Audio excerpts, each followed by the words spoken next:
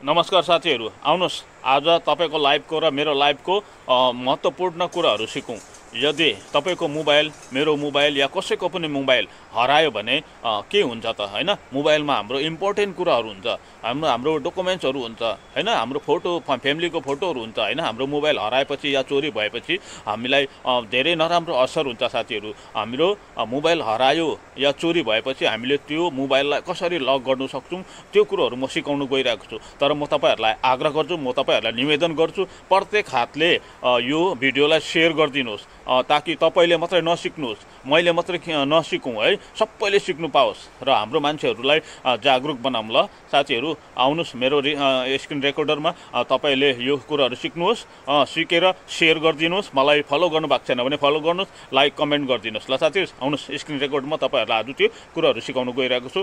जय गोर्खा, जय हिन्द, शुभ बस्नुस्। ल साथीहरू, आउनुस् आज हाम्रो फोन चोरी हुँदा, फोन हराउँदाखेरि हाम्रो मोबाइलमा हाम्रो आफ्नो पर्सनल डिटेल्सहरू हुन्छ हैन, अर्काले मिसयुज नगरोस् हैन। हराएको फोन भेट्नु सकेन भने चाहिँ तपाईले घरको कोही पनि सदस्यहरूको को मोबाइलबाट त्यो लिएर तपाईले जुन नम्बर लगाएको चाहिँ फोन हराएको छ त्यो फोन चाहिँ तपाईले त्यो मोबाइलबाट लक गर्न सक्नुहुन्छ।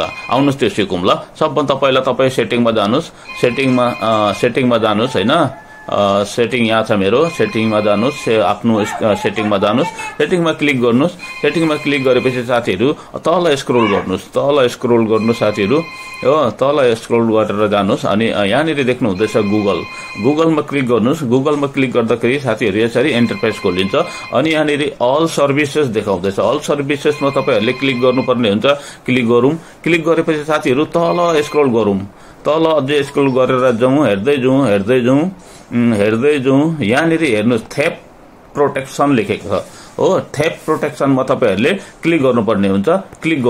क्लिक गरेपछि यसरी तपाईको इन्टरफेस खोल्यो। हेर्नुस् मेरो यहाँ दुईटै अन छ, तपाईहरुले पनि अन राख्नुपर्छ साथीहरू, यो है नभुलिकन अन राख्नुस् अनि तपाईले त्यो फोनलाई लक गर्न सक्नुहुन्छ। यो अफ छ भने के रे लक हुँदैन। फेरि यहाँ हेर्नुस् थेफ्ट डिटेक्सन लक हैन, अनि अफलाइन डिभाइस लक दुईटै अन गरेर राख्नुस्। ल साथीहरू, अनि त्यसको बादमा तपाईहरु ब्याक गएपछि साथीहरू यहाँनिर माथि गुगल देख्दैछ, गुगलमा क्लिक गर्नुस्। गुगलमा क्लिक गरेपछि यसरी इन्टरफेस खोलिन्छ साथीहरू अनि यहाँनिर तपाईले रिमोट लक भनेर सर्च गर्नुस्। ल रिमोट लक REMOTE रिमोट हो, अनि LOCK लक गरेर सर्च गर्नुभयो भने यसरी इन्टरफेस खोलिन्छ साथीहरू। यो हेर्नुस्, यो रिमोट लक एकदम सबभन्दा माथि यसरी आउँछ। यसरी आएपछि तपाईले यहाँ क्लिक गर्नुस्।